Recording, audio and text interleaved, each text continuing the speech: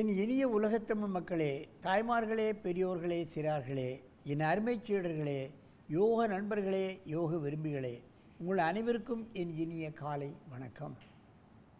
கலைஞர் தொலைக்காட்சி நிகழ்ச்சியில் நலமுடன் வாழ என்னும் பிரிவில் யோகாசனத்திற்கு அதிகாலை வேளையில் முதல் நிகழ்ச்சியாக முக்கியத்துவம் தரப்படுகிறது. உலக மக்கள் எல்லோரும் பார்க்கிறார்கள். அவர்களுக்கு பாசை தெரியுமோ தெரியாதோ, பார்த்து பழகி பலனை எழுதுகிறார்கள். பயிற்சி தானே, எப்படி செய்கிறார்கள் என்று பார்க்கிறார்கள், செய்கிறார்கள். ஏன் கொஞ்ச நாள் பழகின பிறகு மற்றவர்களுக்கும் அதை கற்றுக் கொடுக்கிறார்கள். எல்லோரும் பயிற்சிகளை செய்ய வேண்டும் என்று சொன்னால் எங்கேயுமே அதிகமாக யோகாசன பள்ளிகள் கிடையாது, பயிற்சியாலைகள் கிடையாது, ஆங்காங்கே இருக்கிறது. சில பள்ளிகளில் அதன் தாளாளர்கள் இந்த மாணவர்கள் பாருங்கள், பெண்ணிடத்திலிருந்து கடலூர் மாவட்டம் ஜெயசக்தி பள்ளியிலிருந்து வந்திருக்கிறார்கள். பெண்ணிடத்திலிருந்து எங்கே வருகிறார்கள் பாருங்கள். அங்கே அதனுடைய தாளாளர் சுப்பிரமணியம், கவிதா சுப்பிரமணியம் அவர்கள் எல்லா குழந்தைகளுக்கும் இந்த யோகா கம்பல்சரி, அது தனியாக ஆசிரியர்களை போட்டு, கல்மாமணி அன்பிச்செல்வி யோகா மாஸ்டரை போட்டு பிள்ளைகளை வதக்கி இருக்கிறார்கள். பானு பிரசாத் 4வது வகுப்பு, அருண் 4வது வகுப்பு, விமல்ராஜ் 6வது வகுப்பு. இவர்கள் யோக நித்ரா, கடினமான ஆசனம், செய்ய முடியாத ஆசனம் பாருங்கள். சின்ன குழந்தைகளுக்கு வளையும் தன்மை இருக்கின்ற காரணத்தினால் அந்த யோக நித்திரையை செய்ய வைத்திருக்கிறார்கள். யோக நித்திரை என்று சொன்னால் உடல் மிகவும் இழக்கம் கிடைத்து அவர்கள் தியானத்தில் மிகவும் டாப் ஆசனம் யோக நித்திரை. அப்படியே படுத்து விட்டால் தன்னை மறந்து எவ்வளோ நேரம் வேண்டுமானாலும் இருக்கலாம், தூங்கலாம். அந்த மாதிரியான அற்புதமான ஆசனத்தை, பெரியவர்கள் செய்ய வேண்டிய ஆசனத்தை இந்த சின்னவர்களுக்கு சொல்லிக் கொடுத்திருக்கிறார்கள். யோக நித்திரை. என் அருமை மாணவர்களே, நீங்கள் இந்த யோக நித்திரை ஆசனத்தை மெதுவாக செய்யுங்கள், மெதுவாக செய்யணும், வேகமாக செய்யக்கூடாது.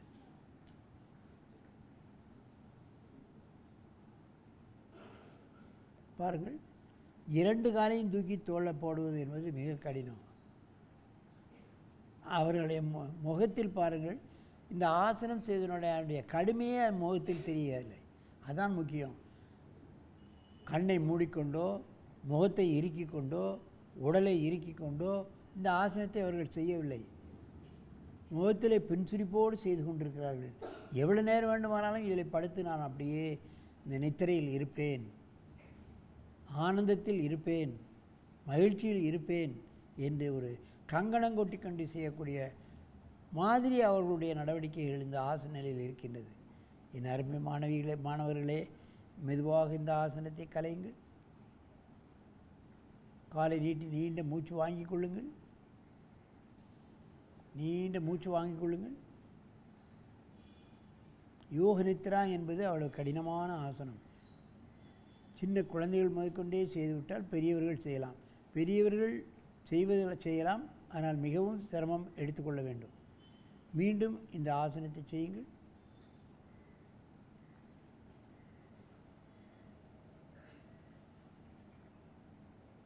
யோக நித்திரை.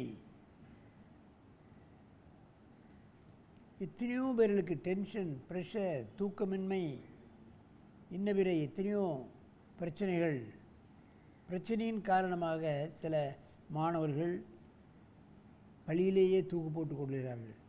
இந்த யோகாசனம் செய்கிற மாணவர்கள் அந்த நிலைக்கெல்லாம் போக மாட்டார்கள். ஏதோ மார்க்கு குறைந்து விட்டது என்று மாணவர்கள் திட்டலாம். தினமும் லேட்டாக வர்றதுக்காக சில ஆசிரியர்கள் கடுமையாக மாணவர்களை கண்டிக்கலாம். அதற்காக அவர்கள் உடனே தூக்கு போட்டு விடுகிறார்கள். இதெல்லாம் பேப்பரில் வருகிறது.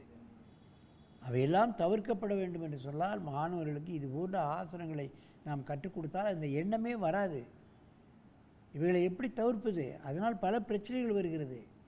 ஒரு மாணவன் செய்கின்ற குற்றத்தினால் அந்த பள்ளிக்கு கெட்ட பெயர், மற்ற மாணவர்களுக்கும் ஒரு பயம், இவைகளெல்லாம் வந்து விடுகிறது. மெதுவாக இந்த ஆசனத்தை கலையுங்கள்.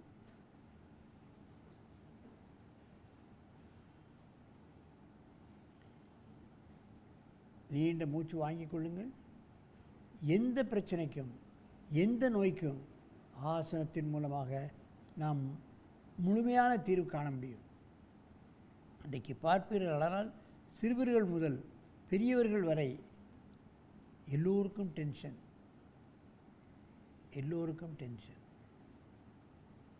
ப்ரெஷர். இதனால் ஹார்ட், இருதயம் பாதிக்கப்படுகிறது, மூளை பாதிக்கப்படுகிறது. இதன் காரணமாக அவர்கள் விஷம் குடித்து விடுகிறார்கள், தூக்கு போட்டுக் கொள்கிறார்கள், மனநீயை விட்டு எரித்து கொள்கிறார்கள். இவைகளெல்லாம் தவிர்க்கப்பட வேண்டியவைகள். புள்ளி விவரங்கள் கொடுக்கும் பொழுது பார்த்தால் வருஷத்துக்கு இவ்வளவு ஆக்சிடெண்ட் ஏற்படுகிறது, இவ்வளவு தற்கொலைகள் ஏற்படுகிறது என்றெல்லாம் கொடுக்கிறார்கள். இதை பார்க்கும் பொழுது நமக்கு மிகவும் வியப்பாக இருக்கிறது. இது போன்ற ஆசனங்களை எல்லா தரப்பினரும் செய்வார்களானால் அவர்களுக்கு அந்த மாதிரியான எண்ணங்கள் எல்லாம் நிச்சயமாக வராது. ஆகவே இது போன்ற ஆசனங்களை மாணவ பருவம் முதல் மாணவர்களுக்கு கற்றுக் கொடுத்து அவருடைய உடலையும் உள்ளத்தையும் ஆரோக்கியமாக வைத்துக்கொள்வதற்கு நாம் அவர்களை பழக்க வேண்டும் என்று கேட்டு உங்களிடமிருந்து விடைபெறுவது ஆசனம் ஆண்டியப்பன். வணக்கம்.